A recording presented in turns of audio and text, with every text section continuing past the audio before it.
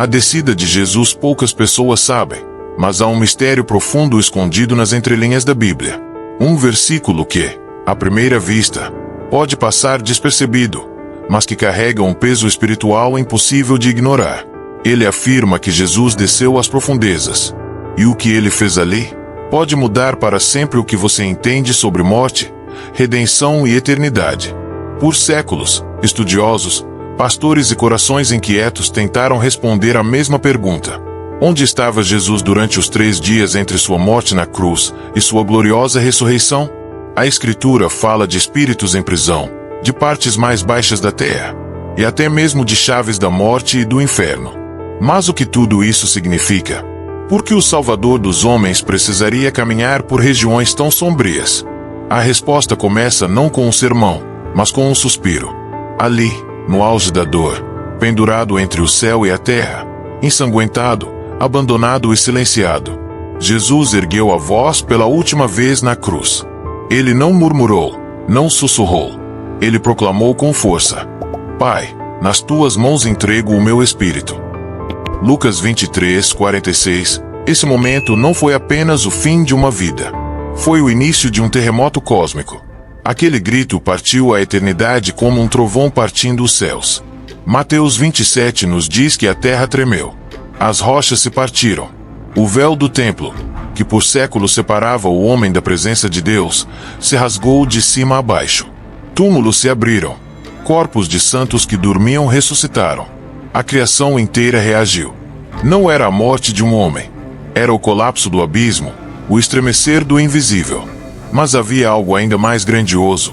Algo que ninguém viu com os olhos, mas que o mundo espiritual jamais esqueceria. Jesus não morreu passivamente. Ele entregou o Espírito por escolha própria. Em João 10:18, ele diz com autoridade: Ninguém tira a minha vida.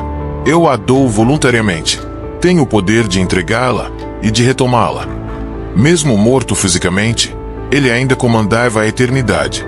Sua alma não foi levada. Ela foi enviada. E onde ela foi, não era o céu. Ele desceu. Não por castigo, mas por propósito. A jornada de Jesus após a cruz não começou nas nuvens, mas nas trevas mais densas da existência humana. Não foi um movimento aleatório. Foi uma missão antiga, anunciada séculos antes. No Salmo 16:10, o rei Davi declarou: Não deixarás a minha alma no Sheol, nem permitirás que o teu santo veja a corrupção. Séculos depois, Pedro afirmaria em Atos 2 que esta profecia apontava diretamente para Jesus. Ele desceria, mas não permaneceria. Ele entraria no reino dos mortos, para tirar de lá o que lhe pertencia por direito. Enquanto o corpo do Redentor era envolvido em linho e colocado no túmulo, sua alma caminhava, viva, consciente, poderosa, rumo às entranhas do invisível. O silêncio na terra era apenas o eco, porque nas regiões mais profundas, algo despertava. Enquanto as mãos humanas envolviam o corpo ferido de Jesus com tiras de linho e aromas sagrados, algo absolutamente inesperado acontecia fora do alcance dos olhos. O mundo via silêncio, luto, desespero. Mas no invisível, o Filho do Deus vivo marchava. Não como um espírito errante. Não como um fantasma de glória passada. Mas como um rei em missão, descendo ao coração da terra.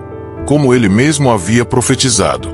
Mateus 12:40 já havia sido claro, embora muitos não compreendessem. Assim como Jonas esteve 3 dias e 3 noites no ventre do grande peixe, assim estará o Filho do Homem 3 dias e 3 noites no coração da terra. Ele não estava descansando. Estava tomando território. A jornada não o levaria ao céu ainda. O paraíso eterno não seria seu primeiro destino. Antes da glória, havia algo a ser resgatado. Antes da luz, ele precisaria acender tochas no meio das trevas. E ali, no mais profundo da realidade espiritual, ele desceu, até um lugar que os antigos chamavam de Sheol, o mundo dos mortos. Não um inferno ardente como os quadros pintam, mas um domínio real, dividido, misterioso. 2 lados separados por um abismo. De um lado, o seio de Abraão, um lugar de descanso e esperança. Ali estavam os justos do Antigo Testamento, os que creram nas promessas sem vê-las, os que aguardavam algo que sabiam que viria, mas não sabiam quando. 2 do outro, o lugar de tormento, escuridão, angústia, um lamento constante dos que escolheram rejeitar a verdade em vida.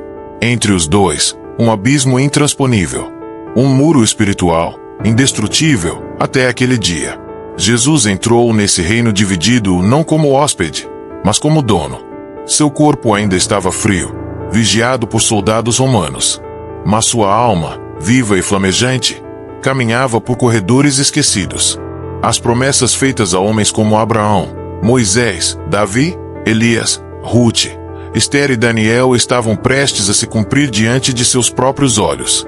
Porque o Messias prometido agora estava diante deles. Hebreus 11 nos diz que todos esses heróis da fé morreram sem alcançar a promessa. Eles aguardavam, não por libertação da escravidão egípcia, mas por libertação da morte eterna. E agora ele estava ali. O mesmo que libertara Israel com mão poderosa. O mesmo que fechará a boca dos leões. O mesmo que caminhara com os homens na fornalha. Agora caminhava entre eles. Em carne gloriosa? Não. Mas em autoridade total. A atmosfera espiritual mudou. O que era a espera se tornou redenção viva. Mas ali, naquela mesma realidade invisível, nem todos o recebiam com cânticos. Porque mais abaixo, em regiões ainda mais sombrias, algo também acontecia. Havia uma categoria de seres, não humanos, aprisionados há milênios. A Bíblia os chama de espíritos em prisão. Eles não esperavam libertação. Eles esperavam sentença. E para lá, o Cordeiro também desceu. Mas agora, não com palavras de consolo, e sim com um decreto de vitória. Essa é a parte que poucos têm coragem de contar. Nas profundezas insondáveis do mundo espiritual, muito abaixo do lugar onde repousavam os justos, além do abismo que separava descanso e condenação, existia outra prisão.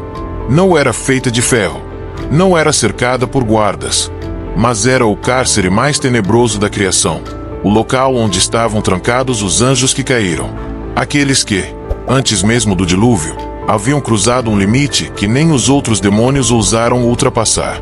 Os que, segundo Gênesis 6, tomaram mulheres humanas, corrompendo a criação com uma linhagem híbrida chamada Nefilins. Gigantes, abominações, filhos do céu, misturados com a carne. Por esse crime cósmico, foram lançados em prisões eternas, como diz Judas, versículo 6, aos anjos que não guardaram o seu estado original, mas abandonaram a sua habitação, ele tem guardado em prisões eternas, sob trevas, para o juízo do grande dia. Esses não estavam no Sheol comum. Estavam em um abismo mais profundo, um lugar de total isolamento, reservado para o juízo final. E ali Jesus entrou. Não como redentor, não como intercessor, mas como juiz. 1 Pedro 3:18-20 nos revela o que quase ninguém tem coragem de ensinar. Cristo padeceu, sendo morto na carne, mas vivificado pelo Espírito, no qual também pregou aos espíritos em prisão, que antigamente foram desobedientes. A palavra usada para pregou no original grego é Christen. Não tem o sentido de evangelizar, mas de proclamar uma verdade, anunciar uma vitória pública. Jesus não foi fazer apelo. Ele foi anunciar sentença. E quando sua voz ecoou naquele abismo, as trevas tremeram. Aquele que foi morto, agora falava vivo.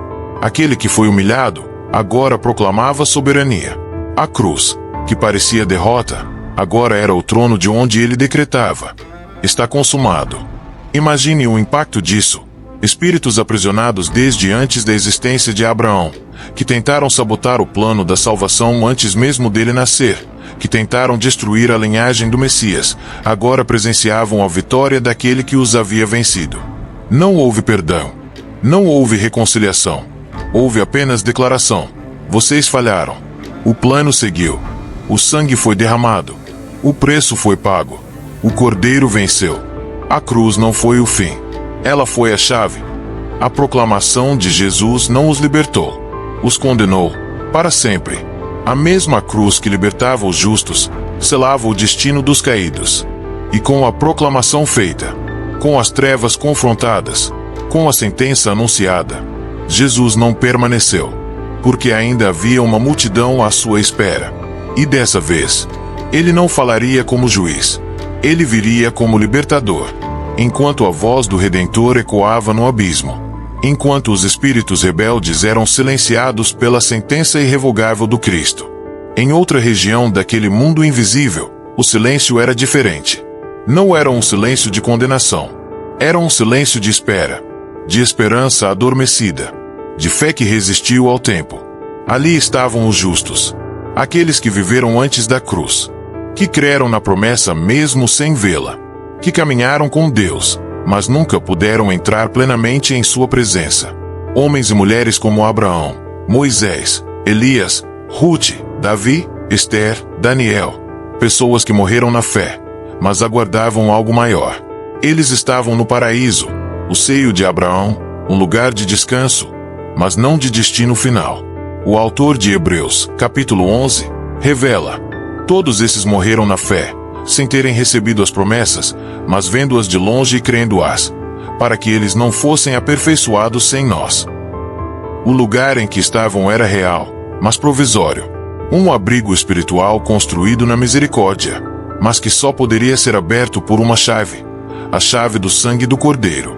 E agora ele estava ali, não como esperança distante, mas como presença viva, aquele que foi prometido, aquele que os profetas anunciaram, aquele que Davi viu em visões, aquele que Moisés contemplou em sombras, agora se aproximava com as chaves nas mãos. Você consegue imaginar? Séculos de espera, e agora o Messias caminha entre eles, com marcas nas mãos, com a autoridade da cruz, com a luz que jamais seria apagada. Não foi uma visita simbólica, foi o cumprimento de uma aliança. Efésios 4:8 diz: subindo ao alto, levou o cativo o cativeiro. Essa expressão não é poética, é literal. Jesus levou com ele os justos que estavam cativos em honra. Eles não podiam subir, mas ele podia descer. E naquele momento, um movimento espiritual sem precedentes começou a acontecer.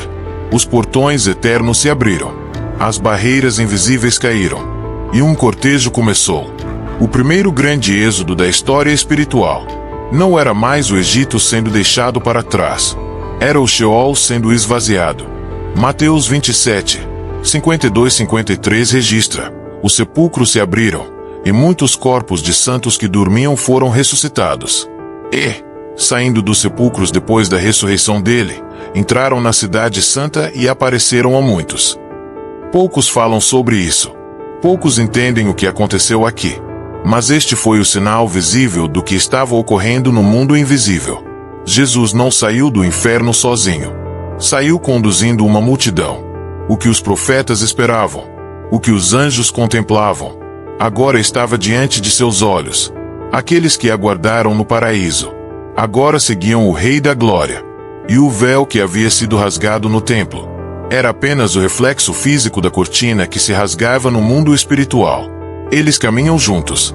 Jesus à frente, o rosto marcado pelo sofrimento, mas os olhos cheios de fogo e glória. Atrás dele, uma multidão invisível aos olhos humanos, mas real no plano eterno. O grande cortejo espiritual dos justos libertos avança. Não há trombetas, não há exércitos com estandartes, mas o céu inteiro silencia, porque algo jamais visto está prestes a acontecer. Aquele que desceu, aquele que enfrentou o abismo, aquele que tomou as chaves da morte, agora sobe. E ele não sobe de mãos vazias. Ele carrega algo precioso. O próprio sangue. Não o sangue derramado apenas na cruz, mas o sangue colhido da obediência, da entrega, da vitória sobre as trevas. Hebreus 9:12 registra: com seu próprio sangue, entrou uma vez no santuário, havendo efetuado uma eterna redenção. Não se trata do templo feito por mãos humanas, mas do Santo dos Santos Celestial, o centro da eternidade, o lugar onde habita o trono do Pai. E é ali, diante do Eterno, que o Cordeiro entra, não como mártir, mas como sumo sacerdote. Ele não implora, ele não negocia, ele apresenta o sangue puro, o sangue suficiente, o sangue que quebra todo o véu, toda condenação, todo o passado. E nesse momento, o que antes era separado, é reconciliado. O céu e a terra, Deus e os homens, justiça e misericórdia. A redenção está selada. Cristo não voltou à vida apenas por poder. Voltou porque venceu em todas as dimensões. Na cruz, ele pagou. No inferno, ele tomou as chaves. No céu, ele apresentou o preço. E agora, o caminho está aberto. Mas há um detalhe, um segredo que a maioria das pessoas ignora. O que Jesus viu ao atravessar os portões eternos? Quem o recebeu? Que palavras foram ditas no céu? E, por que o céu permaneceu em silêncio nos dias seguintes, mesmo após tamanha vitória? Essa resposta vai te mostrar uma dimensão da glória de Cristo que você talvez nunca tenha percebido. Mas antes de seguir com essa revelação, eu quero te fazer um convite. Se essa jornada falou ao teu coração, curta esse vídeo, compartilhe com alguém que precisa entender o que Cristo fez nesses 3 dias invisíveis e se inscreva no canal. Nos próximos episódios, você vai descobrir o que nenhum filme de Hollywood jamais ousou retratar: a exaltação invisível do Cristo vitorioso e o segredo do trono que aguardava por ele. Até lá, que a luz dessa verdade continue ardendo no seu espírito.